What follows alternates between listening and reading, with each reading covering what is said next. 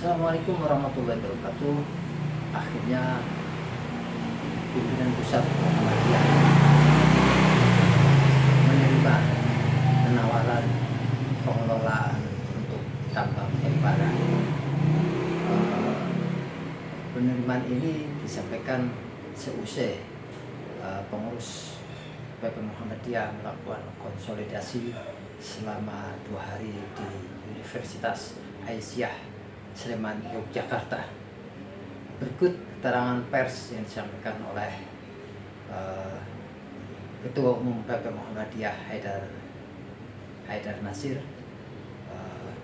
yang kemudian hasil konsolidasi dibacakan oleh Abdul Mukti. Assalamualaikum warahmatullahi wabarakatuh. Selamat siang rekan-rekan wartawan. Terima kasih atas perhatiannya dan kehadirannya. Ini melebihi muktamar ini yang hadir. Kami, pimpinan pusat Muhammadiyah bersama organisasi otonom tingkat pusat, pimpinan-pimpinan wilayah se-Indonesia, majelis lembaga tingkat pusat, pimpinan-pimpinan perguruan tinggi dan rumah sakit, telah hadir di ruangan ini selama 2 hari untuk membahas berbagai masalah yang terkait dengan organisasi. Ada masalah-masalah yang terkait dengan kehidupan kebangsaan, termasuk pilkada yang akan datang. Juga yang satu masalah selalu menjadi bahan wacana dan pertanyaan kepada kami, yakni pengelolaan tambang, sebagaimana tawaran pemerintah lewat peraturan pemerintah nomor 25 tahun 2024, yang kalau kita simak baik di media, di sosial media, di ruang publik, itu terus selalu ada pro kontra. Khusus tentang tambang, kami memang sebagaimana karakter kami Muhammadiyah, ketika ada tawaran resmi yang tentu ini punya political will yang baik dari pemerintah, tidak serta-merta menerima, tapi juga tidak serta-merta langsung menolak. Karena kami selalu punya prinsip menerima, menolak, dan melakukan langkah apapun dalam pergerakan Muhammadiyah itu harus berdasar ilmu yang diajarkan oleh Islam. Wala taqfu ma laysa laka bihil. Kalian jangan bertindak, bersikap bukan karena ilmu, harus berdasar ilmu. Juga berbasis pada pemikiran-pemikiran Muhammadiyah yang kita popularisasikan, yakni berbasis pada pandangan Islam berkemajuan, serta juga melihat berbagai konteks kehidupan baik di tingkat lokal maupun nasional. Maka Muhammadiyah selama 2 bulan lebih itu memang mengkaji masalah pengelolaan tambang ini. Ada aspek-aspek yang sekaligus juga kelompok-kelompok yang kontra, yang tidak setuju, tapi juga punya argumen, masalah lingkungan, masalah yang menyangkut nasib masyarakat setempat, juga menyangkut pengelolaan tambang yang ilegal, pengelolaan tambang yang punya potensi banyak problem dan lain sebagainya, gitu ya. Bahkan ada juga sebagian kecil kelompok yang kemarin demo, gitu ya. Kami terbiasa dengan situasi seperti itu, demo maupun kritik sekeras apapun kami sikapi, kami hadapi secara moderat. Begitu juga ada pandangan-pandangan yang pro, pandangan-pandangan yang konstruktif dengan berbagai argumen, bahkan juga dengan data dan fakta yang hidup di lapangan tentang nilai positif dari pengelolaan tambang ini. Dan itulah kehidupan. Persis juga bukan hanya soal tambang, kita dihadapkan pada realitas kehidupan politik, ekonomi, budaya setelah reformasi misalkan. Dulu kita bayangkan reformasi itu seperti surga kan. Begitu reformasi terjadi, demokratisasi terjadi tanpa masalah gitu ya. Tapi ternyata juga demokratisasi yang begitu rupa itu, pilihan pilpres, wapres langsung, pilkada langsung juga ada masalah. Nah gitu. Maka Muhammadiyah tidak surut dari menghadapi berbagai masalah ini. Kita menghadapinya secara elegan, kita menghadapinya secara seksama. Maka kalau toh kami mengambil langkah, mengambil keputusan itu bukan karena ikut-ikutan atau juga sebaliknya, bukan karena tekanan sosial, tekanan berbagai aspek, semuanya kita himpun menjadi pertimbangan-pertimbangan PP Muhammadiyah dalam mengambil langkah menyangkut pengelolaan tambang ini. Dan baik lewat plenum PP Muhammadiyah maupun lewat konsolidasi yang terjadi itu dua pandangan itu hidup, tetapi akhirnya mayoritas sampai pada satu kesimpulan keputusan PP Muhammadiyah yang keputusan ini satu kesatuan dalam berbagai pertimbangan-pertimbangan dan langkah yang akan ditempuh. Bahkan kami sekaligus karena sikap kewaspadaan, keseksamaan, kecermatan yang kami lakukan menyusun membuat tim pengelolaan tambang yang diketuai oleh Prof. Muhadjir Effendi sebagai Ketua PP Muhammadiyah yang membidangi bisnis dan ekonomi, bukan sebagai Menko PMK. Jadi mohon nanti jangan ditulis ketuanya Menko PMK, nanti istana pindah ke sini nih. Jadi itu. Nah, apa hasilnya? Kami persilakan Pak Sekum untuk membacakannya. Kami persilakan. Terima kasih Pak Haidar. Rekan-rekan wartawan yang kami hormati, jadi itulah alasan kenapa PP baru menyampaikan sekarang. Jadi bukan karena bimbang soal tambang, tetapi kita membahasnya dengan cara seksama dan dengan memberikan pemahaman sekaligus juga mendapatkan masukan dari berbagai unsur di Muhammadiyah dan masyarakat. Saya akan membacakan Risalah Konsolidasi Nasional Muhammadiyah Yogyakarta 27 dan 28 Juli 2024 di Universitas Aisyah Yogyakarta. Konsolidasi Nasional Muhammadiyah diikuti oleh pimpinan pusat Muhammadiyah, majelis, lembaga, biro, dan organisasi otonom tingkat pusat, pimpinan wilayah Muhammadiyah seluruh Indonesia, rektor perguruan tinggi Muhammadiyah Aisyah, dan direktur Rumah Sakit Muhammadiyah Aisyah, berlangsung di Universitas Aisyah Yogyakarta. Konsolidasi yang membahas masalah-masalah strategis persyarikatan, keumatan, dan kebangsaan, dengan ini menyampaikan pernyataan dan komitmen sebagai berikut. 1. Warga persyarikatan Muhammadiyah hendaknya memahami dan mematuhi dengan baik serta melakukan sosialisasi secara luas tentang kalender Hijriah Global Tunggal yang telah ditanfidkan oleh pimpinan pusat Muhammadiyah sebagai manhaj yang berlandaskan Al-Quran, As-Sunnah, dan Ijtihad yang berkemajuan.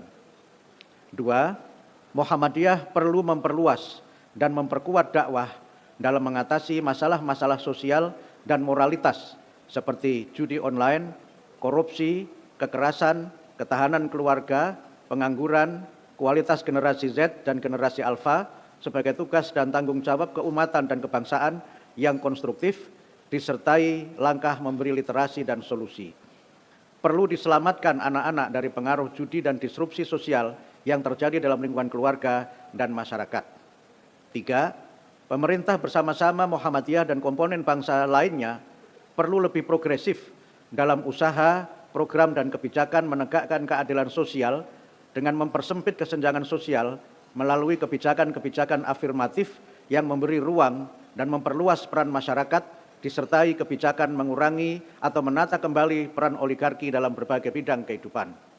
4. Transisi pemerintahan hasil pemilu 2024 hendaknya lebih terfokus pada penciptaan ekosistem kebangsaan yang kondusif, disertai penguatan kehidupan demokrasi yang berkualitas, meritokrasi, good governance, dan persatuan nasional yang semakin kokoh di antara elit politik dan berbagai elemen bangsa.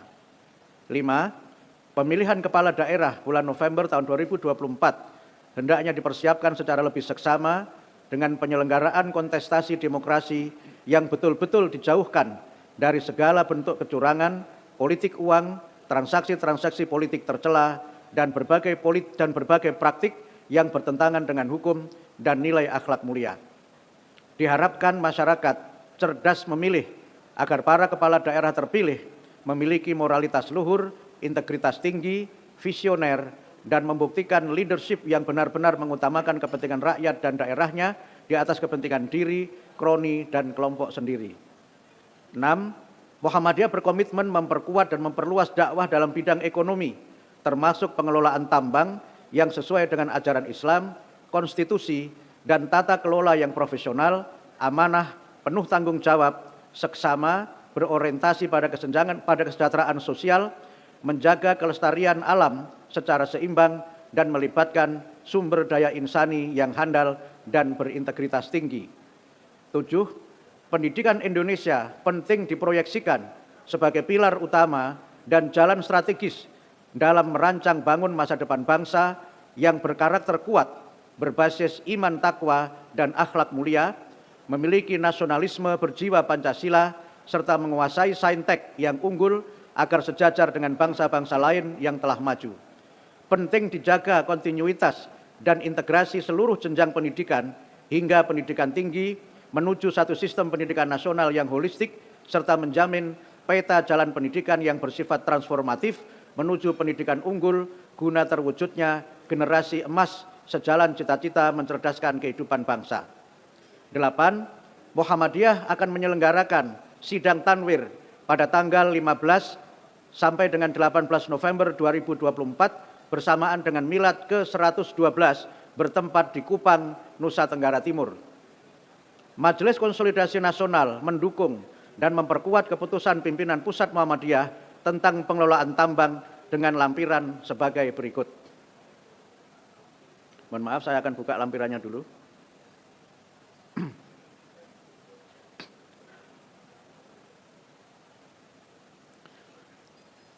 Pimpinan Pusat Muhammadiyah telah melakukan pengkajian dan menerima masukan yang komprehensif dari para ahli pertambangan, ahli hukum, majelis lembaga di lingkungan pimpinan Pusat Muhammadiyah,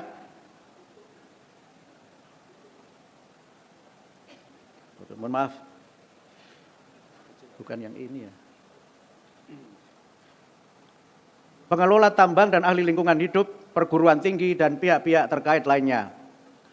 Setelah menganalisis masukan, melakukan pengkajian, mencermati kritik pengelolaan tambang dan pandangan dari para akademisi dan pengelola tambang, ahli lingkungan hidup, perguruan tinggi, majelis dan lembaga di lingkungan pimpinan Pusat Muhammadiyah, serta pandangan anggota PP Muhammadiyah, rapat pleno PP Muhammadiyah 13 Juli 2024 di kantor Jakarta, memutuskan bahwa Muhammadiyah siap mengelola usaha pertambangan sesuai dengan peraturan pemerintah nomor 25 tahun 2024 dengan pertimbangan dan persyaratan sebagai berikut. Pertama, kekayaan alam adalah anugerah Allah yang manusia sebagai khalifah di muka bumi memiliki kewenangan untuk memanfaatkan alam untuk kemaslahatan dan kesejahteraan hidup material dan spiritual. Bukan ini, Pak.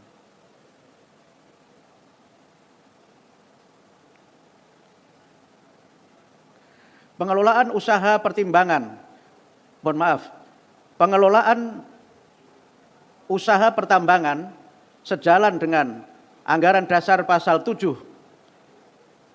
ayat 1 yang berbunyi, untuk mencapai maksud dan tujuan, Muhammadiyah melaksanakan amar ma'ruf nahi mungkar dan tajdid yang diwujudkan dalam segala bidang kehidupan.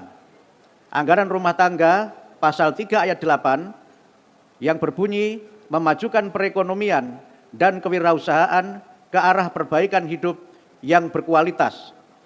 Anggaran rumah tangga pasal 3 ayat 10 menyebutkan Muhammadiyah dalam mencapai tujuannya dan usahanya memelihara, mengembangkan, dan mendayagunakan sumber daya alam dan lingkungan untuk kesejahteraan. Kedua, pasal 33 Undang-Undang Dasar 1945 menyebutkan bahwa bumi, air, dan kekayaan alam yang terkandung di dalamnya dikuasai oleh negara dan dipergunakan untuk sebesar-besarnya kemakmuran rakyat. Bahwa sesuai kewenangannya, pemerintah sebagai penyelenggara negara memberikan kesempatan kepada Muhammadiyah antara lain karena jasa-jasanya bagi bangsa dan negara untuk dapat mengelola tambang untuk kemandirian dan kesejahteraan masyarakat. Ketiga, keputusan Muktamar ke-47 Muhammadiyah di Makassar tahun 2015 mengamanatkan kepada pimpinan pusat Muhammadiyah untuk memperkuat dakwah dalam bidang ekonomi selain dakwah dalam bidang pendidikan, kesehatan, kesejahteraan sosial, tabligh, dan bidang dakwah lainnya. Pada tahun 2017, Muhammadiyah telah menerbitkan pedoman Badan Usaha Milik Muhammadiyah atau BUMM untuk memperluas dan meningkatkan dakwah Muhammadiyah di sektor industri, pariwisata, jasa, dan unit bisnis lainnya. Keempat, dalam mengelola tambang, Muhammadiyah berusaha semaksimal mungkin dan penuh tanggung jawab melibatkan kalangan profesional dari kalangan kader dan warga persyarikatan, masyarakat di sekitar area tambang, sinergi dengan perguruan tinggi, serta penerapan teknologi yang meminimalkan kerusakan alam. Muhammadiyah memiliki sumber daya manusia yang amanah, profesional, dan berpengalaman di bidang pertambangan, serta sejumlah perguruan tinggi Muhammadiyah memiliki program studi pertambangan sehingga usaha tambang dapat menjadi tempat praktik dan pengembangan entrepreneurship yang baik. Kelima, dalam mengelola tambang, Muhammadiyah akan bekerjasama dengan mitra yang berpengalaman mengelola tambang, memiliki komitmen dan integritas yang tinggi, dan keberpihakan kepada masyarakat dan persyarikatan melalui perjanjian kerjasama yang saling menguntungkan. Keenam, pengelolaan tambang oleh Muhammadiyah dilakukan dalam batas waktu tertentu dengan tetap mendukung dan melanjutkan usaha-usaha pengembangan sumber-sumber energi yang terbarukan, serta membangun budaya hidup bersih dan ramah lingkungan. Pengelolaan tambang disertai dengan monitoring, evaluasi, dan penilaian manfaat dan mafsadat atau kerusakan bagi masyarakat. Apabila pengelolaan tambang lebih banyak menimbulkan mafsadat, maka Muhammadiyah secara bertanggung jawab akan mengembalikan izin usaha pertambangan kepada pemerintah. Ketujuh, dalam pengelolaan tambang, Muhammadiyah berusaha mengembangkan model yang berorientasi pada kesejahteraan dan keadilan sosial, pemberdayaan masyarakat, membangun ekosistem yang ramah lingkungan, riset dan laboratorium pendidikan, serta pembinaan jamaah dan dakwah jamaah. Pengembangan tambang oleh Muhammadiyah diusahakan dapat menjadi model usaha not for profit, di mana keuntungan usaha dimanfaatkan untuk mendukung dakwah dan amal usaha Muhammadiyah serta masyarakat luas. Kedelapan, menunjuk tim pengelola tambang Muhammadiyah yang terdiri atas Profesor Dr. Haji Muhajir Effendi MAP sebagai ketua, Muhammad Sayuti MPD MED PhD sebagai sekretaris dengan anggota Dr. Haji Anwar Abbas MM MAG, Profesor Hilman Latif MA PhD, Dr. Agung Danarto MAG, Dr. Andes Haji Ahmad Dahlan Rais MHum, Profesor Dr. Bambang Setiaji MSI, Dr. Arif Budimanta, Dr. M. Nurul Yamin MSI, dan M. Azrul Tanjung SEMSI. Kesembilan, tim memiliki tugas, wewenang, dan tanggung jawab yang akan ditetapkan kemudian dalam surat keputusan PP Muhammadiyah. Demikian telah kami sampaikan Risalah Konsolidasi Nasional disertai dengan lampiran Risalah Pleno PP Muhammadiyah tentang pertambangan. Terima kasih. Jadi rekan-rekan wartawan, ada dua segmen ya, satu kesatuan. Ada keputusan-keputusan umum hasil dari konsolidasi ini, termasuk pilkada. Ada yang memang khusus tambang, yang ada lampirannya. Nah, kenapa ada lampirannya? Karena itu tadi, ini persoalan yang sudah memperoleh atensi publik yang luar biasa, yang sebenarnya bagi kami tidak seperti itu mestinya ya.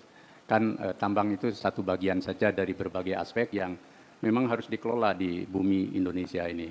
Minerba secara keseluruhan, hutan, kan kemudian perkebunan, ya, bahkan perikanan itu ya, dan lain sebagainya. Yang bagi kami semuanya harus dikelola, tapi jangan dirusak. Nah itu perbedaannya di situ. Kami masuk ingin mengelola, termasuk mengelola tambang, dan kami ingin punya role model pengelolaan tambang yang tidak merusak lingkungan dan tidak menimbulkan konflik dan disparitas sosial. Sebaliknya kami ingin mengelola tambang yang pro kesejahteraan sosial dan pro lingkungan hidup. Tentu tidak mudah, ya. Tentu tidak mudah, tapi kami organisasi yang selama ini bekerja mengelola pendidikan, kesehatan, sosial, mulai masuk ke bisnis, bikin hotel, dan lain sebagainya, maka menjadi tantangan bagi kami yang bertanggung jawab untuk jika IUP ini kita manfaatkan melalui badan usaha kami, maka kita akan mengelolanya dengan cara seksama dengan mengeliminasi hal-hal yang problematik seperti berkembang di masyarakat sekarang ini. Tapi karena usaha tambang ini juga yang lain kan ada di dalam lalu lintas persoalan-persoalan dan pelaku tambang yang demikian rupa, kalau nanti dalam perjalanannya tim menemukan berbagai macam situasi dan kondisi yang tidak memungkinkan untuk pengelolaan tambang yang pro keadilan sosial, pro kesejahteraan sosial, dan pro lingkungan, ya kami tidak akan memaksakan diri untuk akhirnya nanti dengan bertanggung jawab pula IUP itu kami kembalikan. Nah, itu cara kami memasuki kehidupan. Dan saya yakin inilah bedanya kami untuk mengambil langkah tanggung jawab ini. Kalau untuk mudahnya kan, ya sudah, kita tidak masuk ke arena itu, selesai. Tapi ini menjadi challenge tanggung jawab, kenapa kita tidak bikin model yang bisa kita lakukan? Karena ini akan bisa berlaku di bidang yang lain. Jadi itu dan itulah tugas dari tim yang kami bentuk. Maka nanti mohon dengan sangat silakan dimuat secara utuh keseluruhannya agar tidak terpenggal-penggal supaya nanti tidak ada kesan di publik kalau untuk menerima ngapain lama-lama gitu kan. Ya, kalau seperti itu kan bisa juga sebaliknya. Kalau mau menolak juga bisa seketika kan. Ya, kami tidak ingin menolak dan menerima tanpa proses kajian mendalam, bahkan dialektika berdiskusi dengan wilayah-wilayah yang kebetulan ada area tambang di dalamnya. Jadi disitulah letak spirit dari hasil keputusan ini. Dan kami menghargai berbagai kritik, masukan yang bersifat alarm sekalipun, dan akan jadi masukan bagi tim untuk terus mengkajinya sehingga ketemu sebuah model usaha yang pengelolaan tambang pro keadilan sosial, pro kesejahteraan sosial, dan pro lingkungan. Bahkan dimungkinkan nanti ke depan, baik karena kami punya berbagai prodi, baik tambang maupun juga kehutanan, pertanian, teknik lingkungan, kemudian geologi, itu suatu saat kami bisa membuat model pengembangan reklamasi ya, jadi deforestasi, kemudian juga sekarang kan problem kita kan problem reklamasi kan, ya ke depan siapa tahu bahwa Muhammadiyah bisa bergerak ke situ, bahkan kalau nanti memungkinkan dengan seluruh kekuatan masyarakat dan para pengusaha, kita bareng-bareng kalau ada problem-problem lingkungan yang reklamasinya problematik, ya kita bareng-bareng ikut menyelesaikan. Dan kami tidak mengejar keuntungan. Karena kalau mikir diri sendiri, insya Allah kami Muhammadiyah sudah cukup. Jadi itu yang bisa kami sampaikan. Terima kasih. Assalamualaikum warahmatullahi wabarakatuh.